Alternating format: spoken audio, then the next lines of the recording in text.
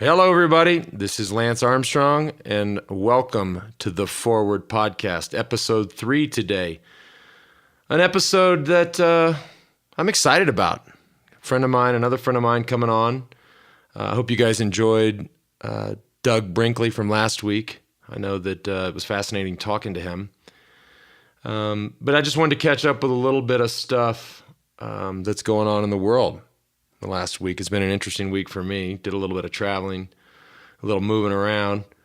But before I left, there was, all this drama about England deciding to leave the European Union. And, of course, we're all sitting, most of us at least, are sitting over here in the United States. And, I'd love to sit here and talk about 10 or 15 minutes about how this was so significant for me or my family. But, as much as I read about it and saw the headlines and read more about it, I still can't understand it. So I guess that's the point. We have both of our kids, our littlest ones, do a British soccer camp here in the summer. So these British soccer coaches come over to Colorado and tour around, and they put on a week-long camp. And most years we were the host housing for one of the coaches. So this year we had a coach, Coach Sam, who was from England, obviously. And so he was staying with us when this was going down, and you could tell how enthralled he was. And for the life of me, I just couldn't figure out what the fuck was going on. But he wasn't too stoked on it, so I guess that means I wasn't too stoked on it. But anyhow, yeah, that's sort of my thoughts on that, which are really no thoughts. And then I had this has kind of been months in the making. About a year ago, I met a former Major League Baseball player by the name of Eric Burns. Played many, many years with the Oakland A's, played in Arizona for the Diamondbacks. He will so proudly tell you that he featured ever so subtly in Moneyball, the movie about the Oakland A's and about the way that they recruit players and build the team. But Burnsy, as we call him, Eric Burns, has discovered endurance sports. And when I say discovered, I don't mean, he's run the turkey trot or he's, swimming masters two days a week or did a century at some point. No, Burnsy's not that guy. Burnsy's a fucking nut. And, I don't mind saying that. He'd be the first to admit that. But when he dives into something, he goes all in. So I think he started with a few half Ironmans, then did a few full Ironmans. And then he got into ultra running, did some 50Ks, some 50 milers, did 100K a few months back. And then he signed up for the lottery for the Western States 100. And lo and behold, he got selected. And so Western States is very, very hard to get into. Thousands apply. Only 350 get in, and they pulled his name. And so he asked me to do some runs with him. He asked me to do some of the official training runs, which I did months ago, which was one of the 20-mile segments from mile 80 to mile 100. And then he said that the event actually allows pacers the last 40 miles. So you could pace all 40, or you could pace 60 to 80 or 80 to 100. So he said, would you be willing to pace me? I said, hell yeah, that sounds like a great idea. So I fly out. The race starts at 5 a.m. He's on pace. He goes through all his goal. I should back up and say his goal was to run 24 hours. So think about that, guys. We're running 100. First of all, you're running 100 miles. You're starting at 5 a.m. in Squaw Valley. So up near Lake Tahoe, and you're finishing in Auburn, California. You have 23, I think I'm getting this right. You have 23,000 vertical feet of descending, and you have about 18,000 or 19,000 vertical feet of climbing, over 100 miles. And your goal is 24 hours. I mean, no thanks. Anyways, Burnsy, and by the way, Burnsy's a guy who played in the bigs at 210 pounds, maybe 215.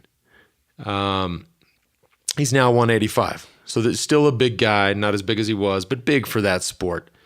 So anyway, I fly out to pace Bernsey. I was going to pace him from mile 60 to mile 80. We started at about 7 p.m. We had about an hour and a half of daylight until it got dark. It was really one of the cooler events I've been around. You only have 350 runners. Obviously, you see them. I started seeing runners at mile 60, so they're super spread out. But the cool thing is you had almost 2,000 volunteers. So whether that's medical help, whether that's aid stations, whether that's just guiding people on the course. I mean, the entire community, those communities in and around Northern California where they run through, really, they love this event. It's been around for 45 years. So I catch him at mile 60, and we had a good old time. He was banged up, as you would be after running 60 miles. But he ran the flats, he ran the downhills, and he kind of power hiked the uphills. There were times he saw a bear that was about 6 inches off the trail that I didn't see. He saw a green monkey that I know wasn't out there. He saw a pretty lady that was waving at him and cheering for him that I know for sure wasn't out there. Saw all kinds of crazy stuff. But it was wild because just doing the 20, I was nuked just doing the 20 miles. And so I dropped him off at 80 to his next pacer, a really sweet guy named Franz. And it finishes, that little 20-mile section finishes with this crossing across the American River, which in most years when there's no snow in Tahoe, that's not that deep. This year was about anywhere from waist to sort of chest deep, then 50 degrees. So it was a really cool way to end. And Bernsey went on to achieve his goal. His goal was 24 hours. He did 22 hours and 50 minutes. And for a guy that obviously doesn't come from an endurance background, that's a phenomenal accomplishment. A few other really, so hats off to you, Bernsey, if you're listening. A few other interesting stories just from my time there. There was a guy leading the whole time, this guy, Jim Walmsley. He was 30 minutes up on the course record, that particular river crossing that I talked about. This guy, Walmsley, decided he wanted to cruise around in the water a little more to get his core temperature down, and apparently got washed down the river. They had to go fetch him. He got out of the water and was still up by a significant amount. And then, unfortunately, he got off course and lost the lead and was passed by a 20-year-old kid, Andrew Miller, who ended up winning the race. So you guys may not think that's any big deal, but I think for a 20-year-old kid to excel, or to do that well in an endurance, an ultra endurance event is virtually unheard of. I mean, I think most people would agree that that's an event for a 30 or a 35 or even a 40-year-old man. So for a 20-year-old kid to do that, I think his time was under 16 hours. So think about that. So 100 miles, 16 hours, call those 4-hour marathons roughly. I mean, he's running around 8-minute miles approximately with 18,000 vert and 23,000 descending. Phenomenal accomplishment. So, but I think the coolest thing that I saw, I didn't see it in person, but there was a 72-year-old man that did it. His name was Wally Hesseltine, I probably messed that up. The cutoff, the official cutoff, to be a quote-unquote official finisher, you have to finish under 30 hours, and he finished in, unfortunately, like 30 hours, 1 minute, and 50 seconds. But there were people at the finish line filming him, and you can find it on Instagram or Facebook or somewhere. But seeing this 72-year-old guy, by the way, his number was 72. He's 72 years old, and they gave him number 72. I mean, how fucking awesome is that? And to see him coming across the line with a little bit of help was one of the coolest things. That's what I sort of expected to see when you're out there. Everybody that I encountered on the course was, aside from Bernsey seeing bears and monkeys, everybody was putting one foot in front of the other. I expected to see more shrapnel, but I didn't. But to see this gentleman Wally crossing the line at 72 years old was so inspirational, and like they were like chanting for him, like Wally. Well, it was rad. So go find that. The final thing before we get to our guest is it's one of my favorite times every 4 years. And it is when the Olympic swimming trials begin. I grew up a swimmer. I love to swim. I'm kind of a swim geek.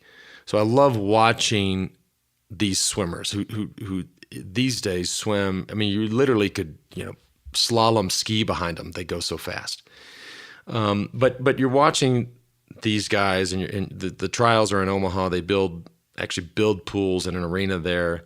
And so obviously you have the Phelpses and the Lochteys and the Missy Franklins and the big stars. But then you have hundreds and hundreds of swimmers trying to qualify for very few spots. And so when I was watching the swimming trials, other than just geeking out on that, the run into it was the diving trials. And I'm not never really watched diving, but Anna and the kids were watching it, and they were just digging on it just to see the athletes that these guys and gals are. But I was struck by something that may not all of you may like, but I'm gonna say it anyways. When I saw these divers, and for that matter, the swimmers too, this is the biggest meet of their lives. The Olympics are big, but the trials are bigger because they want to make the team. And so you see the ones who make the team in swimming and diving, for example, and they're in tears. And obviously the ones who just missed the team are in tears. I think that emotion and that hunger, I think that's what the Olympic Games is about. So I did the Olympic Games in 1992 as an amateur, and it was a huge deal to make the team and go to the games. Like, I was so fucking happy. And then I turned professional after that, and I went in 2000 and 2000 or whenever I went again, or 96 and 2000. And it was different. And so as I reflect on my own impression or time at the Olympics, and I look at these kids who all they wanted, it's so powerful for them just to make the team. And then you lay that over what the Olympic Games has become. So golf is open to the Tigers and the Rorys and the Spieths and the Justin Days and the Dustin Johnsons. And so all of these guys, and for them, it's the Olympics, right? It's not a major. It's not a green jacket. It's the Olympics. It's just the Olympics. You can apply that to the sport of basketball, to the sport of golf, to the sport of cycling, to the sport of tennis. Like, I don't know. I see the greats, right? The best of their sport, whether it's Roger Federer in tennis or Rory McIlroy in golf, or some cyclist. I mean, I don't know that the event necessarily registers for them. So why wouldn't we why shouldn't those events be for the people that they live and breathe? I mean, they live and die by this. Like, this is the most important thing in their life. And if a cyclist cares more about the Tour de France and the Olympics is literally like number 10 on the list, if a golfer, it's number 8 on the list. For a tennis player, it's number 12 on the list. Like, I don't know. I see that diver that's in tears because he just made the team. He might get 50th at the Olympics, but he made the fucking team. I think that's the essence of the Olympic Games. And so it was cool to see. I was cheering hard for those guys. I'll continue to watch the trials and all of these sports, but I don't know, man. I think that's the beauty of the games. And I guess I lived both sides of it too, because I went there as an amateur, and then I went there in 2000 after having won the tour. And I don't know, it was sort of like, all right, you're over. Cool, let's go to Australia. Again, not going to be a popular view. Some may get it, some may not. Some may have been there and understand it, some may not. So, I don't know. There you have it.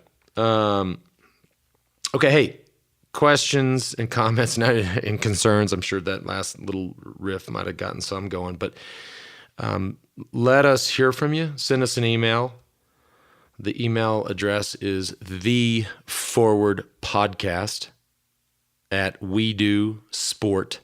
wedu.com. So, and Wedu is WEDU, and sport is sport, and there's no S. So the forward podcast at wedusport.com. Thanks for tuning in, and hope you enjoy this episode.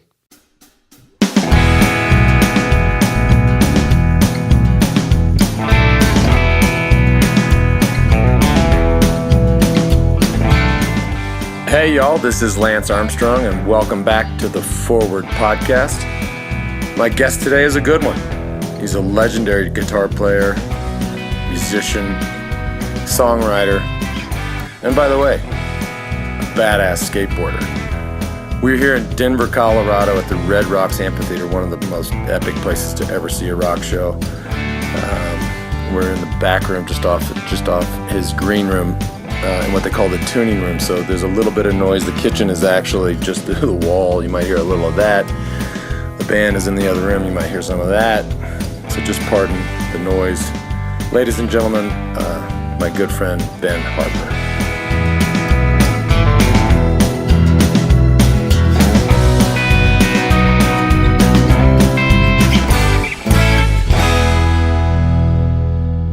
Thanks for having me on. Oh, thank you. Thanks for being here. So Red Rocks. Red Rocks. And how many gigs at Red Rocks? This is, embarrassingly to say, I think 6. You should know, but we're right at the half dozen mark.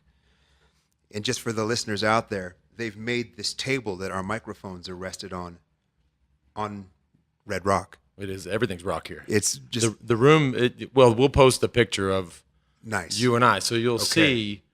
I mean, so just for y'all out there, we're sitting just off Ben's green room, or the band's green room, and everything is rock. And ironically, we spoke about this last week on the podcast that I did with Doug Brinkley, because Brinkley is you probably met him a time or two, but he's probably the foremost presidential historian alive today, and so he's written books on Teddy Roosevelt and FDR and Reagan and Nixon and John Kerry, et cetera, et cetera. I've definitely seen him interview. So we talked about, he's on TV all the time. So we talked about how FDR had Red Rocks built way back in the day when he. I see. I'm taking notes. This is great. When he created the CCC initiative, and they were literally just putting unemployed Americans to work. They built this place, and so you have to listen to the podcast. He talks all about it, but. So it was like a work project. Yeah, it was an excuse to get not an excuse, but good an excuse as a reason. Sure. Well, and, they built the $1 Million Highway over in Ouray. They built Red Rocks. So they built a lot of the infrastructure of America they came along and built. Tremendous. I know. And so here's a funny one. And because you played here 6 times, I've probably been here maybe 3 or 4. The first time I was here, check this out, 1989. Nope, back up. In 1990, I was at the Olympic Training Center in Colorado Springs, and a group of the cyclists wanted to go see a show at the Red Rocks. It was the B-52s and Ziggy Marley. Oh, come on, dude. Yeah. That is a claim. Yeah. So we drove up here from the Springs, which was like an hour. Oh, you drove. You decided you didn't want to ride sweaty. Well, it was at night, yeah. We were trained, and then we it was, I don't know what we were doing at the Olympic Training Center, but the Marleys, you go way back with the Marleys, speaking of Ziggy Marley. I do. Saw Bob play in 79. When you were 9 years old. Yeah. How does that, that's a cool thing to hold on to. Yeah. That's, those types of memories that just fuel you in that very specific and special way. Yeah. The documentary they did on him, which was, amazing. I thought, pretty definitive and pretty one. Amazing. And just watching the whole arc of his story and his career and his illness, quite frankly, and just watching the way that he viewed cancer and the way, in many ways, you remember he thought he had a soccer injury because he stubbed his big toe out. Maybe that's how it started. Or something. That's how he thought. It's a soccer injury. Yeah. But they're the Marleys. And refused to. No, he believed. Yeah, that's right. But that's a lot of people until the end, when I think you get enough of a consensus that you need more help, different help. So tonight, this is interesting for me because we've known each other so long. We've been buddies since the Innocent Criminals were the Innocent Criminals, and then they weren't the Innocent Criminals, and Yeah. and now the criminals are 97. now now the criminals are back. Yeah. How's that? Well, no, let me ask the decision. When did you say I'm going to take a little break from the criminals? The break from the criminals was right around 2008. We had made the record Lifeline, and for reasons that stem from complacency to being overworked collectively, Right. it was just it seemed like it was a time where we needed a break. And but that must have been hard to, these guys. It's impossible. You were together for more than a decade, and then I mean, you know the drill. When things have to shift, and you're the one that has to make those decisions. It just weighs that much heavier. Right. And there's no easy way to do it, but there's also no easy way. There is no easy way to grow. Right. You just got to push through it and know that the sacrifice you're making in that moment is going to be worth it in the long run. And fortunately for us, the long run is now and getting back together. Here you are. Full circle. And the guys in the meantime, I mean, I know, Oliver, he was out with, different acts. Yeah, the guys stayed busy. They stayed busy. And they're world-class players. Right. So there's never... So people wanted them. They wanted the criminal. Exactly. They wanted what those guys bring, and not that not that was, that made it acceptable, but it was those guys are just badasses and virtuosos in their own right. So they were able to lean into that, and it gave me a chance to connect with your Austin crew, the boys from Texas. We're going to get to that. Because we got to get to the 40th birthday, and they were there. I was just in the other room, just reminiscing about that. It's once I don't want to. We'll get into it in a minute. But, okay, all right. But all right. So you and I remember either you calling me or reading about it or something that you're going to put the band back together. Yeah. And you do those 4 dates at the Fillmore. Yeah. I was just rapping out with Oliver in the other room. I was like, when was it? This is how fucked up it is, right? Like, yeah, it's true. Things just move that so fast. It's like if you said well, that was 6 months ago, to be like, yeah, you're right. No, it was March. Here we are, June of 2016. I think it was March or April of 15. I mean, that's really fucked up. Yeah. It's because my buddy Chad, Chad Mountain. Yep. Oh, yeah. He's most people know him as the drink bitch. Well, he's got a rough lot with that shirt. And he oftentimes has to wear the shirt. But his mother, this is not about Chad, but his mother has this, not an expression, but this view on life, that life is like a roll of toilet paper. Just the more comes off, it just gets quicker and quicker and quicker until you get to the end of the roll, and it's just, you're just on the cardboard. There's that scene in Birdman where that amazing actress, and strike me down for calling her that and not by name, because God knows it's one of the best performances I've seen in a long time. His daughter? His daughter. Yeah, she was. I should know the name too, but she was amazing. Great movie. You know what? Do you have a device? Because we have to shout her out. The daughter in Birdman. I've seen the movie 6 times. And when she's sitting there marking the history of the universe, the number of years of the universe on toilet paper, is a great scene. Yeah. Well, that whole movie was, I mean, for me, bonkers, right? Oh, I'm so stoked you like that movie too. Loved it. Yeah. All right. So anyhow, so you call these guys up, and obviously everybody's is all in. We go, you do those 4 dates at the Fillmore. Yeah. Which I think we were night 2, I think. Was it night 1 or night 2? I don't know. Well, either way, it was. But they were all different. You were just messing around. Yeah. Dug deep into the catalog. You played Burn One Down every night. Although that one, yeah, and learned to play it more towards the end, because that place would hotbox.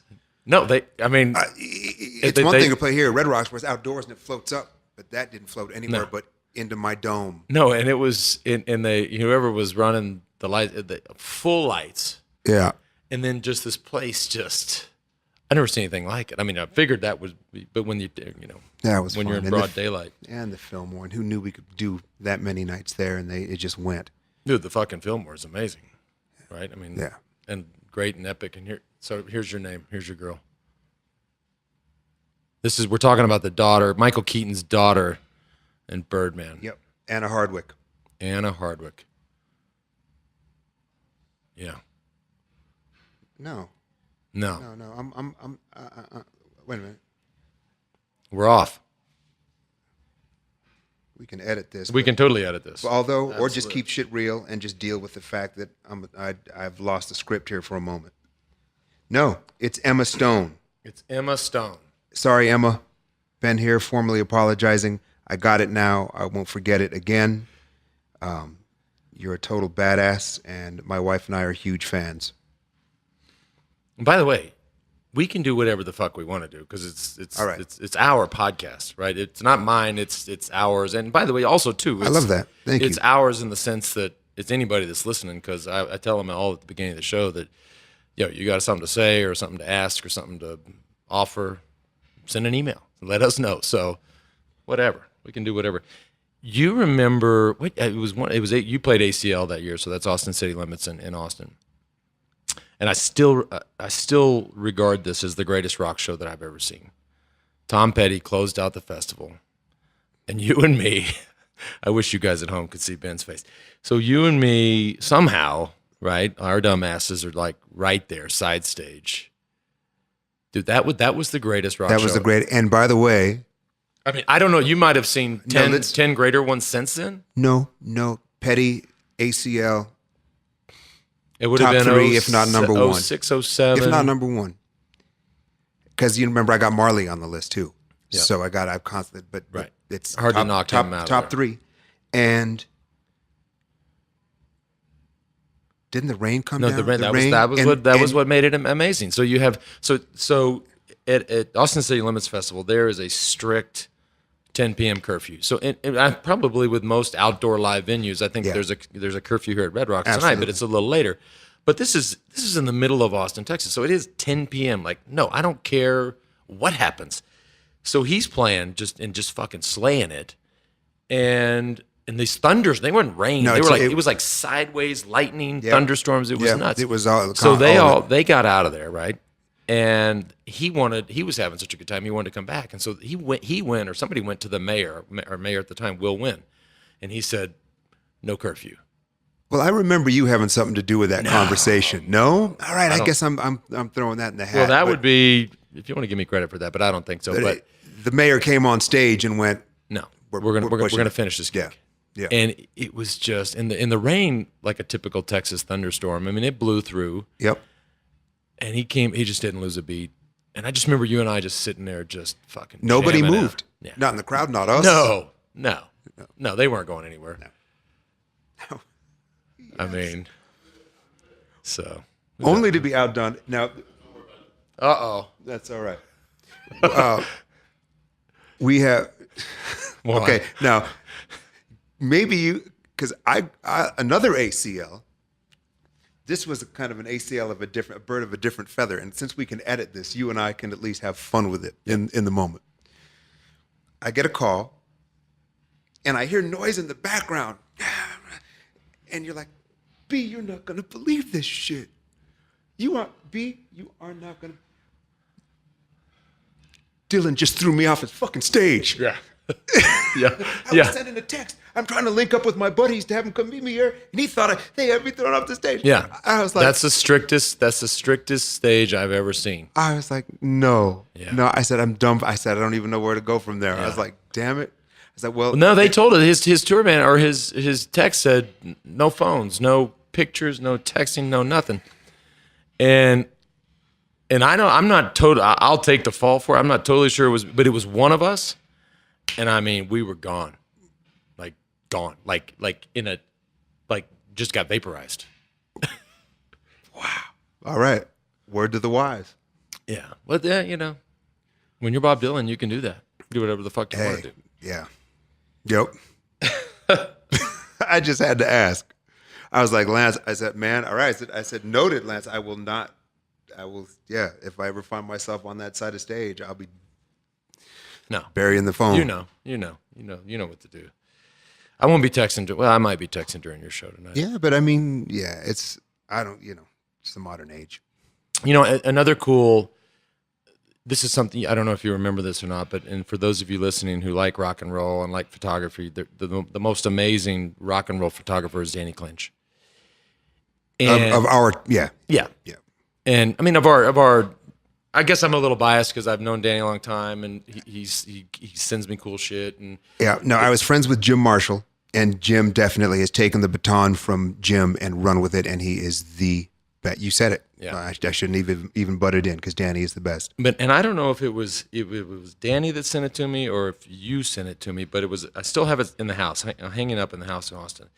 There's a picture of you and Jack Johnson on your couch looking through old vinyls with all the old school guitars on the wall, and then the yellow jersey in the middle. And I thought this guy had to stage this for the photograph. Nope, it adorns where I live to this day. That's so rad, and will forever. Thank you. It's my yeah. And what? Two questions. So what's Jack up to? You sort of discovered Jack. Maybe not discovered, but you gave him a leg up. Definitely was, when he was coming up, we gave him our opening slot in Santa for Barbara. as long as he wanted it or needed it. Done deal. And I mean, we toured together for the better part of a year, if not longer. And it was a great sort of launch pad for him. And my manager at the time produced his very first record and brought me in to play on a song of his that was, I think, his first breakout, like #1 smash called Flake. And what's cool about having played on Flake was it not only is it a great song and an honor to play with such an extraordinary songwriter and musician, but it did a lot for the steel guitar. Yeah.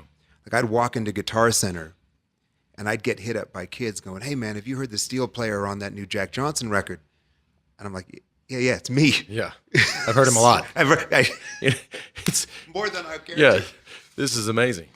So it's just. And what's big. He's been kind of quiet. He's been surfing his ass off. Yeah, because that's what you just gotta love. Like it is zero fucks given. Like the guy, he's gonna no really. I mean he's into his family. He's into his causes. He's into surfing. Doesn't chase it. No. That's so rare. He's a rare cat. Yeah. And makes music that's beautifully rare. God. Yeah. Will he make more music? I mean, obviously he will. Yeah, I mean, I didn't get the retirement memo. So I'm sure I would imagine his next record, because I'm sure he's, as much as he's surfing a lot, I'm sure he's writing a lot. Yeah. So the songs we're going to get from his next record, I would imagine, will be picked from a large number of songs. So it's going to be quite something. And in the photo, I want to talk just a second, because I know all of those guitars Weissenborns? Those are all Weissenborns in the photo. They are. That's super rare. They're super. So for you guys out there, guys and gals listening, so these are, and if you're a fan of Ben's music, you would have seen him play the Weissenborn, zillions of times. And I was, when I was just thinking about what we were going to talk about, I kind of looked it up, and I didn't really realize, but these are old guitars that are super rare. 1920s. And there's only 5,000 of them in the world. And that might be a high estimate. Yeah. Could be as many as half that. And how many do you have? I've got 150. Whoa! And how many do you bring on the road? I bring 5 or 6 on the road. Yeah. Wow. But remember, you find them all over. I was collecting them when you could get them for $50. Right. So back in the day, there was little to no interest in them. People used to walk in, having pulled them out from under their grandparents' beds or from their grandparents' attics,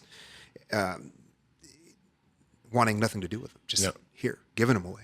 Yeah. So, because I'm from a family who's had a music store since 1958. Yep. And the doors are still open in Claremont, California. So that instrument has been coming my way for basically all my life. Wow. So it's not as though I ran out and tried to corner the market. Right. It's been a lifelong thing with that instrument. And matter of fact, I don't think this song got the attention it deserves. It's on Jack's last record, and the song's called Changes. And I'm playing. We're still trying to get better at what we do, and the sound of the Weisenborn on Jack's song Changes it's the Weisenborn tone I've been reaching for a long time, and so check that out if you get a chance. Check out the song Changes. Yeah. And just the whole dynamic, and just for you, because obviously at Weisenborn you sit down to play. Yes. And so you sort of broke on the scene sitting down. Sitting down. Yes. And I remember when I was with Cheryl, she would always say to me, that guy Ben Harper, we got to get him to stand up. He said, that guy is a rock star, but we got to get him to stand up. That is funny. So you do stand up. I don't think I don't think Anna's going to kill me for talking about. No, but my wife will. Oh, for Anna. Okay. But yeah, so you've heard that, and now you have this mix, right? Tonight you're gonna sit 25% of the time? Yeah, exactly. Yeah, exactly. I mix it up, and as much as does it matter to you? To me, you would rather meant to be played. I started standing up not because I would get that consistently, but it was just time to stand up. Yep. I was like, I got to stand up for the songs that are round neck guitar. But when it's time to sit, I do have the stands. A lot of guys use the stand. I saw David Gilmour. I saw there's a DVD right now that's out live, going around like Palladia. Yep. And it's David Gilmour live at the Royal Albert Hall. Yep. And he broke out a Weisenborn. And I was shocked. And God, he played the shit out of it. Yep. But he had it in one of those stands. Yep. And those stands exist and they're great. But for me, I'm just the old school. Right. When I play lap steel, I want to be making a lap. Right. It just feels like it's the right place. So a couple songs I'll use the stand, but for the most part, I do sit down. And would you rather sit or stand? I'd rather sit for the lap steel. Yeah, I'm sure. Yeah. Yeah. Hey, we don't need to get too into this, and I just followed this just a little bit, and I would have missed it if I wasn't just doing a little research driving down here. But I saw your tweet to Justin Timberlake in response to. Yeah. I mean, I didn't even realize. I saw the headliner. I saw that was CNN.com. I saw the reaction to his tweet, which was, I don't know. I mean, I thought it was, far be it from me to comment, but dude, your response was strong. You got to pick your battles, man. Yeah. That's throwing energy in the absolute wrong direction at Justin. Mm-hmm. Somebody just decided to run with that, and now I don't tweet. I've never tweeted. That is my first and most likely last tweet. But I wanted to make that count. Well, he's a great artist and prolific and hardworking, and certainly didn't. Yeah, whatever. I mean, yeah, but that was. And we don't need anybody still talking about the Janet debacle, man. I mean, yeah. Everybody should have stood up and laughed at that and just said, Well, whoever had the Super Bowl that year was the real winner. I mean, that's isn't that the truth? Yeah, I mean that's the network and then the media that covered that. But that's always the way that this works now. Is whatever. I mean, hey, listen, if you can't appreciate the glory and beauty in the human specimen, the physical, if you have no physical appreciation for that and are so hung up about the flashing of a boob accidentally, but there's something else at play at that point. Because that's being a bit hung up, if you ask me. A, and B, that's 100 years ago. Y'all have been holding on to that long? But it was 10 years. What was it, 10 years ago? That's a lifetime in the technological age. If there was a nip slip today, I don't know. I think we might. I don't think you'd have people lighting their heads on fire. Probably right. I mean, we've grown up a little since then, I hope. All I know is Justin's a badass. He's a great cat. And well, you said he doesn't owe anybody a damn thing other than his music. Oh, I love it. Hey, how old are your daughters? My daughters are 16 and 12. I mean, let's just forget about the 12-year-old. Probably is super sweet. The 16-year-old, I mean, She's doing okay? actually, she's incredible. She's amazing. Talk to me when my youngest is 16. For now, my daughter is a total boss, still thinks in you're cool complete and- control. I wouldn't, I wouldn't go that far. No, I mean, but No, but she's still cool with me. And she, you know, I have to get used to, with my son who's 19 going on 20. For whatever reason, I had an easier time with him not needing me. yeah. He kind of just, Dad, I'm going to go off with my pals. I'm 16, you know. But I'm having a harder time. Not that I'm not more worried about her. Oddly, you would think, you must be more worried about you. No, get your gun ready.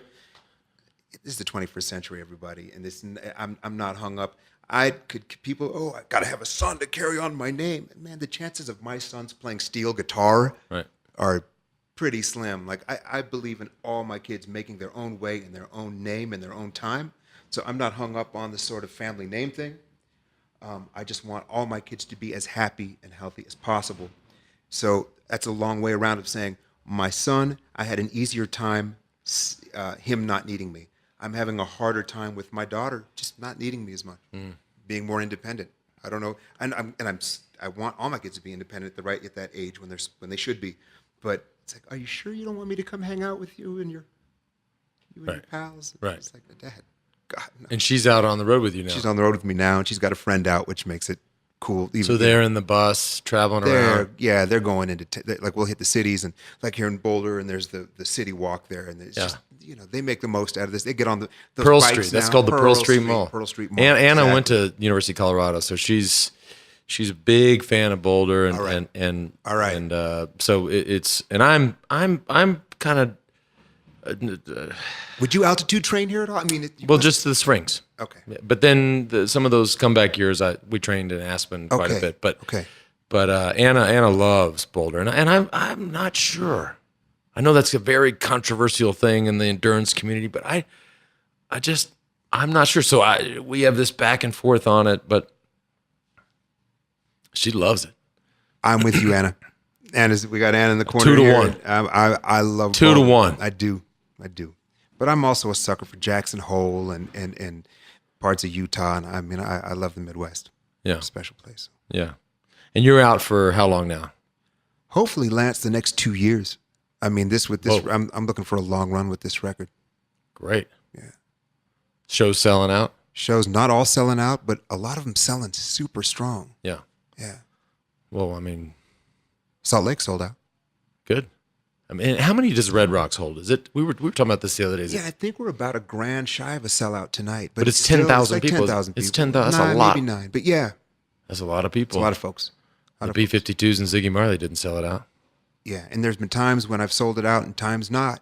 But I mean, that's to still even be doing it after this long. Right. But not to default to like, well, I'm so lucky. There's peaks and valleys. Sometimes you hit a mark with timing and luck and the right song, and sometimes you're slugging it out. Yeah. And when did the new record came out? The new record came out 3 months ago? Because you sent April me 8th. You sent me an early version. Yes. It seems like. Yes. And I was sort of waiting, and then you guys took a beat. Yeah. Maybe made some changes or Probably retooled. Yeah. Yeah. You probably got an unmastered. No, and by the way, just to get it downloaded was like trying to go Science. to Yeah, I know. like trying to like I had to get going to the Pentagon or something. Yeah, like it's fucking impossible for me to get. That's some record company shit. Well, I eventually You figured got to it try out. to keep it as safe as possible. No, I know. The leak theory. Yeah, no, because I like to do that when my friends send me advanced stuff. I just put it right out. That's cool. I put that shit on Twitter. Oh, you right just away. leaked that shit right away. Well, that's why I made it hard for you. Okay, well, we'll talk about just a couple more things because I know you got to go and get ready. Oh man, we've barely scratched the surface, you and me. Well, what? Yeah, well, we can. It's out. We can do this. In We can do a part 2 2. months. Fuck All right. yeah. All right, that's what's We up. can do That's whatever what's up, we dude. want. That's what's within up. within our own reason. 2 more things I want to talk about. I want to talk about the Lakers because I know you're a huge Lakers fan. And this has been a rough years, and now Kobe's. You think Kobe's going to come back? Or you think he's done? No, Kobe's done. Why would to Kobe, any other team even?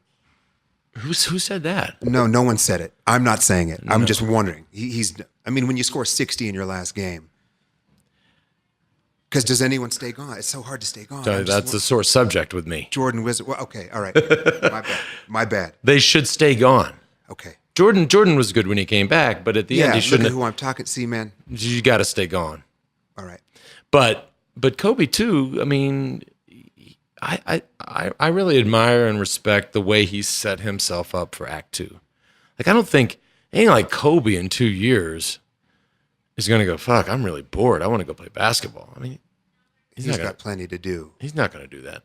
We good? Yeah, this is crazy. My phone is lighting up. It says so it's the app, the Madden. Yeah. Right. So my son downloads all these games. So I get they want you to keep playing the games. So it pops up. So you got the pocketbook. Like the draft, like you got a draft or you have somebody that wants to play you. I'm like, what is this? It just pops up. Anyways. So yeah, no, I don't think he's coming back, but I worry about, I don't know if you worry about the Lakers. I do. We've been in a hole for a minute. All teams go through it. I'm hoping that it doesn't last. I love our draft choice. We've got some young players that have heart and mad skill. Might get Kevin Durant. Come on, Kevin. Kevin, you'll own the town, Kevin. Well, he's got L.A. He's got the Knicks. He's got both L.A. teams, I think, maybe even Clippers. Why not? Okay, why not? And then either way, he'd own the town. Yep.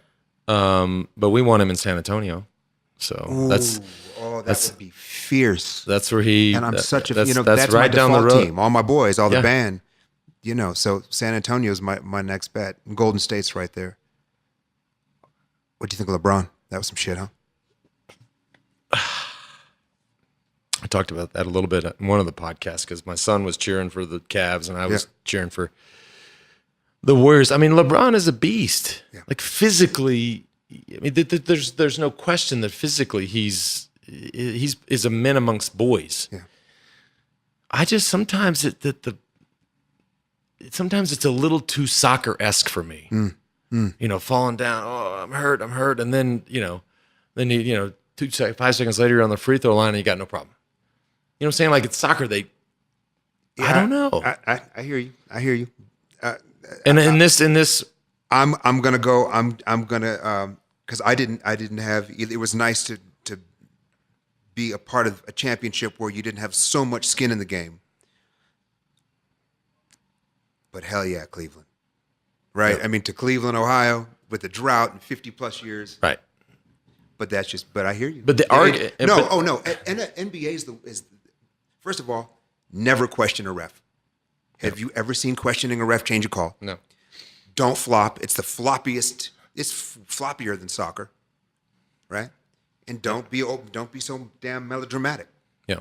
Fair enough. But the arc of his story, I do think is amazing. The kid from Akron going to Cleveland, leaving. I mean, remember when he left? I mean, people were people hated this guy. No. And then he wins championships in Miami. And then he comes back. People thought, oh, he came back, but he's never going to win again.